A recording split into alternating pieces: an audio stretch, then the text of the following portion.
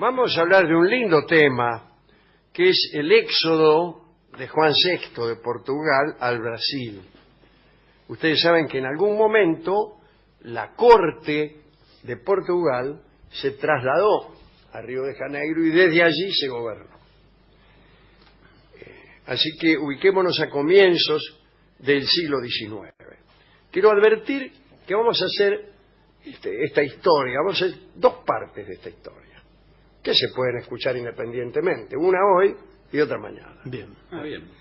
Así que, para empezar, digamos que estamos a principios del siglo XIX. Napoleón estaba dominándolo todo, pero no podía con Inglaterra. Por lo tanto, estableció aquel famoso bloqueo continental para sofocar económicamente a la isla, que a nadie se le ocurriera comerciar con los ingleses.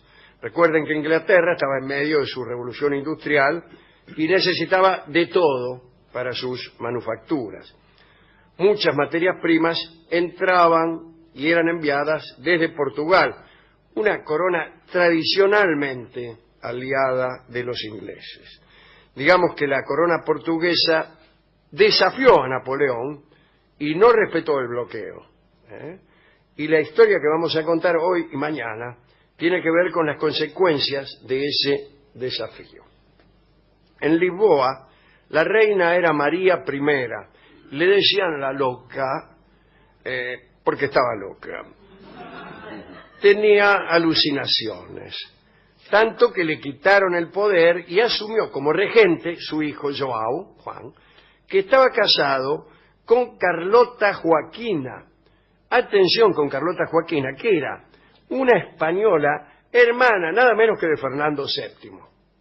Se llevaban muy mal porque João y Carlota se llevaban muy mal porque Carlota complotaba a favor de España.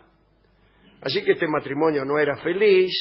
Circularon rumores de que una vez este muchacho João se había enamorado de Eugenia de Menezes, que era una dama de compañía de la propia Carlota. Cuando Eugenia quedó embarazada, las sospechas cayeron sobre el rey Juan.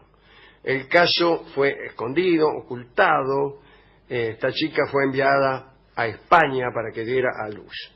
Nació una niña cuyo nombre se desconoce. La madre vivió encerrada en monasterios, fue mantenida por el rey durante toda la vida, pero bueno, no importa. João vivía apartado de su esposa Carlota y solo se reunía con ella en actos protocolares. Describamos a don João, el rey de Portugal. Están los que dicen que era un tonto y los que dicen que no. Algunos lo describen como un comilón asqueroso que siempre tenía pollo asado en los bolsillos de la casaca para comérselo en cualquier momento. Lo caricaturizaron muchísimo. Otros lo pintan elegante y digno. Napoleón, sin embargo, escribió en sus diarios, esto cuando estuvo preso en Santa Elena o no sé dónde, que João era el único en la historia de la política que lo había engañado. João apreciaba mucho la música sacra, en otro orden de cosas, y era un gran lector de obras sobre arte. Odiaba las actividades físicas, sufría crisis de depresión. Pero volvamos al problema político. La posición de João no era cómoda. De un lado Francia, con el mayor ejército de Europa, Napoleón, ¿no?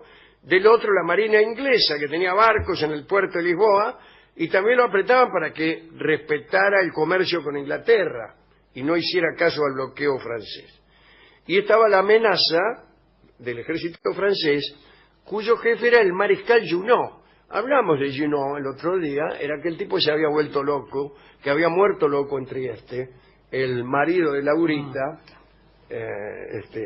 contamos, y el mariscal más querido por Napoleón, ¿no? Bueno, este mariscal Junot avanzaba hacia Portugal. El ministro de Relaciones Exteriores británico, nada menos que George Canning, un personaje nefasto para la historia argentina, recomendó el traslado de toda la corte portuguesa y la familia real al Brasil. Eso es lo que dijo Canning cuando todavía no se llamaba Scalabrini Ortiz. No, por favor. El caso es que el 22 de octubre de 1807, Canning y el embajador portugués Domingo Sousa firmaron un tratado en el que se establecía, atención, primero, la entrega de toda la escuadra portuguesa de guerra y mercante a Gran Bretaña. Segundo, el traslado de la reina loca, ¿no? Pero también el príncipe, la familia y toda la corte al Brasil, escoltados por una escuadra inglesa. Tercero, un nuevo tratado comercial que permitía a Gran Bretaña introducirse en el mercado brasilero, y le entregaban el puerto de esa colonia, digamos. Cuarto, la ocupación británica de la isla de Madeira, eso era como Yapa. El 25 de noviembre de 1807, João tomó una decisión única en la historia: salir con toda la corte e irse a vivir a una de las colonias, o sea, Brasil. A João lo convencieron diciéndole que Lisboa no tenía por qué ser el centro del imperio portugués. Debía garantizar la supervivencia y el sustento del gobierno monárquico que iba a instalarse en Río de Janeiro. Los días siguientes a esa decisión fueron tremendos. No era un grupo de individuos ricos el que rajaba solamente, no. Era la sede del Estado, con todo su aparato administrativo y burocrático, su tesoro, sus reparticiones, secretarías, tribunales, archivos, empleados. Acompañaría a la reina loca y al regente João todo el arsenal necesario para sustentar la dinastía. Dice Joaquín de Acevedo: lo que cruzó los mares era esa inmensidad que había demorado 7 siglos en organizarse, en Lisboa, naturalmente. Encima, el rey dejó claro a todos los súbditos que quisieran acompañarlo, ¿no?, que eran libres de hacerlo. Podrían preparar navíos particulares y seguir a la Real Escuadra. Y finalmente fueron 15.000 personas en 36 naves. La angustia de la llegada de las tropas napoleónicas provocó que todo fuera un caos, ¿no? El día de la salida llovió torrencialmente en la estancia del Mojón. Eso dice. Mateando junto al fogón. Señor. Estaba tuita la gente. Ah, no. No se distraiga, por favor. El día de la salida llovió torrencialmente. El puerto de Belém era un lodazal. Belém queda ahí nomás. Queda en Lisboa. Ahí venden la famosa... La bola de fraile. Las bolas de fraile como segunda opción, digamos. La primera son unas tortas riquísimas de crema, y ahí los frailes inventaron las bolas de fraile. En Belém se inventaron las bolas de fraile. Bueno, digo, ese puerto era un lodazal. Las naves estaban abarrotadas, muchas señoras de alcurnia andaban con el agua hasta la pera, algunas murieron ahogadas. En las playas y los muelles del río Tajo, hasta Belém, quedaron desparramados paquetes, cajas, baúles, todo un caos. También los cajones que contenían los libros de la suntuosa Real Biblioteca fueron dejados atrás para indignación de los bibliotecarios, entre los que debería contarse Alberto Mangel, que ha escrito un bellísimo libro sobre bibliotecas. Sin embargo, no cuenta este episodio, que debe ser el único que no cuenta, porque cuenta todo lo que ha ocurrido en las bibliotecas del mundo. Bueno, dejaron atrás muchos libros, algunos bibliotecarios insistían con los libros, los llevaban a bordo, después los tiraban de nuevo al agua. Bueno, una porquería. Cuentan que don João llegó a los muelles vestido de mujer. No sé por qué. No es que lo estaban persiguiendo ni nada, a lo mejor era porque le gustaría. Hay otra versión que dice que zarpó durante la noche para eludir la reacción popular. Imagínense, la gente no estaría muy contenta con que todo el gobierno se va a Río de Janeiro. Bien, una beata divulgó por toda Lisboa que había tenido una revelación. Y esta revelación era la siguiente: si Joao viajaba a la colonia, su barco naufragaría. Y según las crónicas, Joao tuvo un desconcierto de ideas, pero al fin sostuvo su decisión de irse. Dice el cronista que Joao VI quería hablar, pero no podía. Quería moverse y tembloroso no podía ni dar un paso. Se le presentaba en la imaginación un futuro tenebroso y tan incierto como el océano al que iba a entregarse. Todo lo iba a abandonar de forma repentina, con pocas esperanzas de volver, en fin, un mal momento.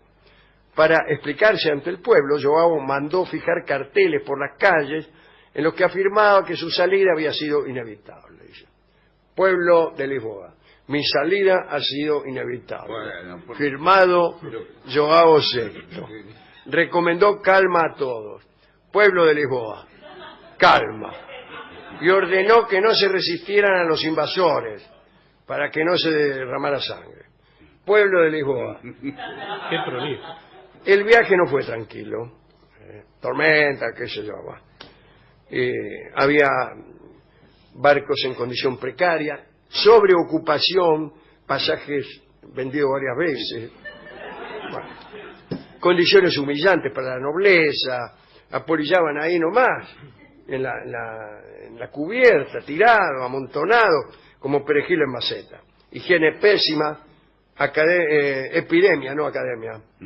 Academia también, de piojos. Casi todos debieron raparse, algunos se enfermaron de escorbuto, racionaron el agua. Los únicos momentos de calma era cuando se cantaba en el poniente en las noches de luna. Dicen que en aquellas noches claras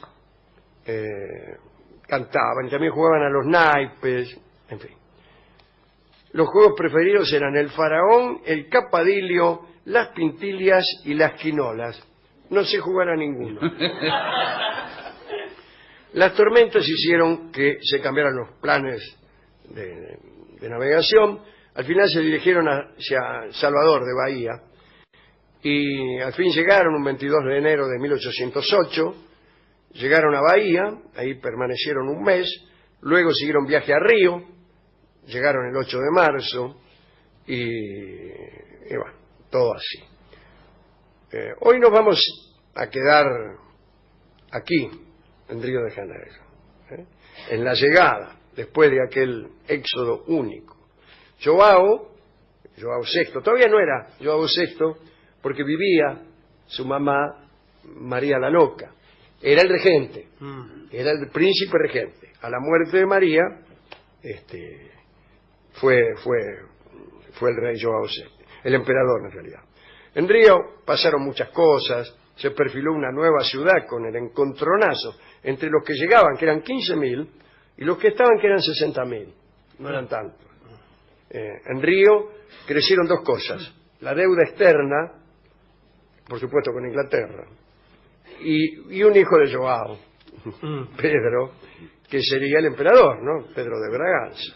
Pero esto es parte de otra historia. Llamo la atención también sobre Carlota Joaquina, la mujer de Fernando VII, la hermana de Fernando VII, que es la que estaba casada con este muchacho Joao VI, ¿no? Hemos dicho que no se llevaban bien.